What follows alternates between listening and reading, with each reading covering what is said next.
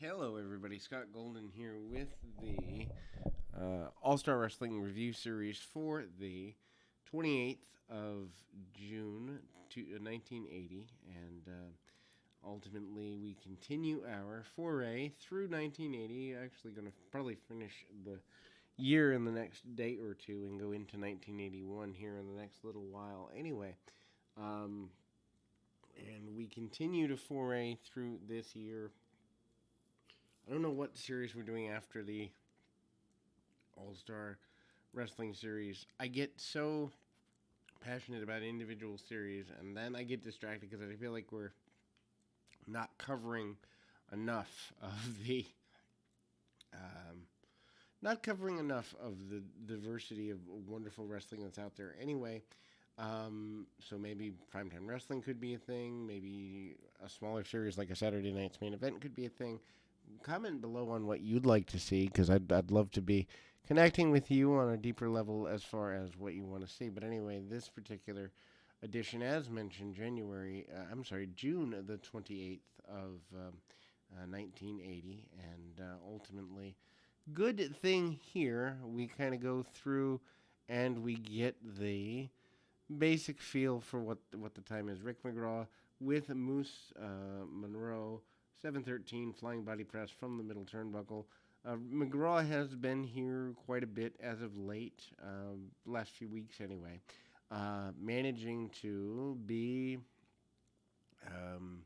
a, I guess you'd say, an up-and-coming babyface, maybe a babyface with a little bit more pizzazz, panache, whatever have you, as he begins to and continues to be a guy that they're testing the waters on, literally and figuratively, just to see where the crowd goes with him. Again, coming from the Carolinas, talking about being in Florida. Monroe is a guy that I still don't understand. Maybe those that were fans in the 80s can, or early 80s or 70s, can tell me kind of why he never got a push, or maybe he did, just in territories I'm not familiar with. But takedown by McGraw, leg grapevine and cradles and other such things.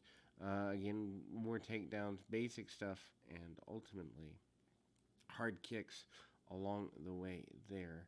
Hard shots and ultimately kind of there, and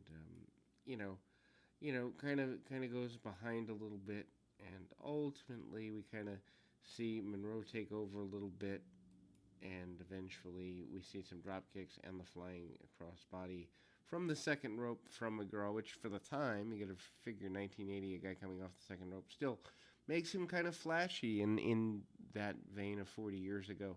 In any event, Larry Sharpe is up next here. Sharpe is in a singles match, and as mentioned, he is the purveyor, or was the purveyor, of the Monster Factory for a bunch of years. And of course, he kind of starts that within 3 to 5 years of this right here. So anyway, Angelo Gonzalez is his main opponent. Punch kick, very basic style. However, Sharpe does take over on his man a little bit, and kind of brawling, tries to get the things like a knee to the back, and ultimately stuff there. Hard shots along the way, and so we could see shots there, and you know, kind of get things going, and Irish whip, and misses the shot there. Then we see an interview with Renee Goulet. Renee Goulet talks about wanting to be a tag team competitor, talks about the potential of teaming up with Pat Patterson and the challenges of new individuals in the area. Bruno Sammartino doing the interview there. The Flying Frenchman had been here in about 1972 or so. I wish the 60s and 70s stuff was more readily available. Obviously, tape machines were not as readily available there, and I wish there was a way to go into a time machine and bring back the stuff from the 19 mid 40s when TV became a big thing, into the 70s, through the 70s, with all the territories. I would fall in love with that. And a lot of people would be bored because the style's much slower, obviously. But for me, the psychology of just basics is amazing. We move into the match for Renee Goulet here. Goulet, who is more known as tag team guy against Jose Estrada, 728 with a reverse roll up. And actually, believe it or not, Patterson beats Johnny Rods in 948 with almost the exact same maneuver. So in the upcoming, but Rivera and Goulet is up first, and again, Rivera manages to hook on with arm bars, kind of stays on Renee for a while there. Renee with some head scissors and tries to get as much of an advantage as he possibly can. Stays on the head scissors for a couple of minutes and kind of hangs there. Arm bars, and then we see some rather large body slams and ultimately hard shots, and we see Goulet kind of going with the kind of takeovers and all of that. So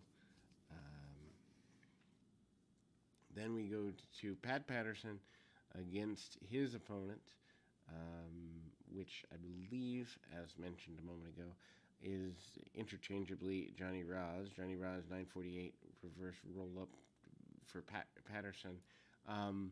Roz and Rivera kind of interchangeable in the enhancement talent nature here at the time. And when I say interchangeable, what I mean is we see them more weeks than not, and they are phenomenal in the ring and I think undervalued. Patterson, of course, the former Intercontinental Champion, having lost the belt a couple months prior to Ken Patera. Rod's trying to take shots at Patterson and also cheating, taking a implement out of his tights and getting some shots in there. They brawl to the outside, and Patterson taken into the chair into the actually ringside table, and also hit with a chair in the process there. Some pretty aggressive stuff, as it were, and the wooden folding chair brought into the ring. The referee not calling for the disqualification there. Roll up by, because they never made contact apparently, roll up by Patterson after. Rods takes over on him a bit, and one thing I like is there were enhancement talents, Johnny Ross, Jose Rivera, and the like, Steve King, who could have 5, 7, 10-minute matches on television, look competitive. You never knew if they were going to win or lose, but you knew more often than not they were going to lose. At the same time, it looked like they could win, and I think that's one thing that's here. The over-reliance on the squash match as a concept is pretty prevalent in today's run. Like, if you look at who's going to win on Raw or Dynamite, you can pretty well guess if you've been watching the product, but at the same time, you don't have there's not a temporary doubt in your mind, could this other person win? And I think that hurts the product overall on a national level 40 years later. Anyway, we move to the final match of the day, Mark Pohl and Ivan Putski. Putski winning in 3:22 with the hammer, the Polish hammer. Putski, of course, side headlocks and wrist locks, hammer locks, and the like. Putski, known for the powerlifting competitions, known for the visual wins with power and cranking down on headlocks, hits with the Polish hammer and gets a victory for the day. We will move on to the next in the series, but we'll be back right after this.